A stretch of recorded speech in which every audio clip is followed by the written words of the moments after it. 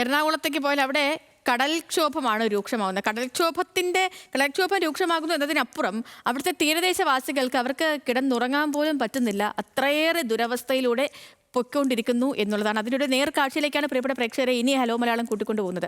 കണ്ണമാലി, നായരമ്പലം തീരമേഖലകളിലൊക്കെ ഭയങ്കര കടലാക്രമണമാണ്. തുടർച്ചയായ 8ാം ദിവസവും കടലാക്രമണം രൂക്ഷമാണ്. കഴിഞ്ഞ രാത്രിയിലുണ്ടായ കടൽക്കലിയിൽ വീടുകളിലൊക്കെ വെള്ളം കയറി. രാവിലെയും തിരയടി ശക്തമാണ്.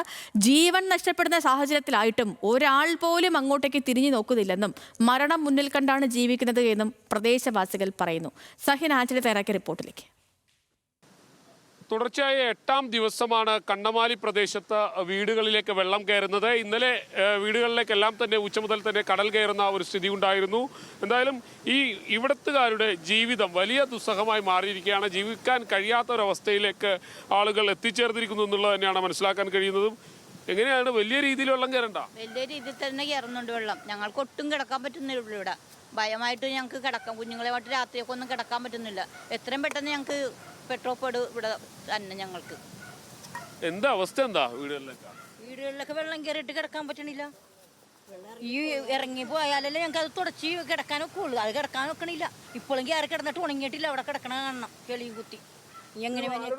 പരാതി പറഞ്ഞിട്ട് വല്ല കാര്യമുണ്ടോ? ഇത്രയും കാലം വരെ പരാതി പറിച്ചില്ലേ ഉള്ളൂ.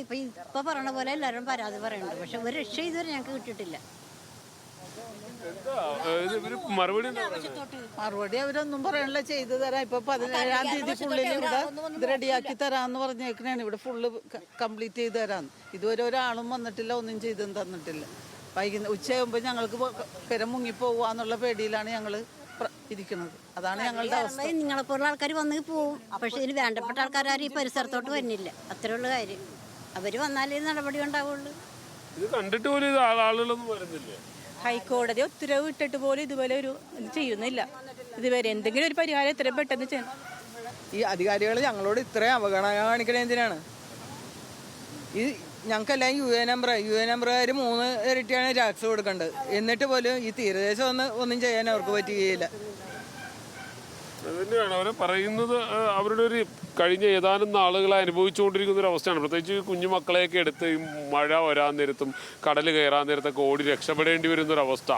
ഒന്ന് ഭക്ഷണം പാകം ചെയ്യാനോ അല്ലെങ്കിൽ ഒന്ന് ശുചിമുറിയിൽ പോകാനോ ഒന്നും കഴിയാത്ത, ആകെ വിഷമിച്ച് കഴിയുന്ന ഒരു വലിയ ജനത കഴിഞ്ഞ ഏതാനും നാളുകളായി പരാതികൾ പറയുന്നുണ്ട്. പക്ഷേ അധികാരികൾ ആരും തന്നെ ഈ ഭാഗത്തേക്ക് തിരിഞ്ഞു നോക്കുന്നുമില്ല. എന്തായാലും ഈ ദുരിതം തുടർന്നുകൊണ്ടിരിക്കുകയാണ്. കൃത്യമായൊരു നടപടി ഉണ്ടാകുന്ന പ്രതീക്ഷയാണ് അവർക്കിപ്പോഴുള്ളത്.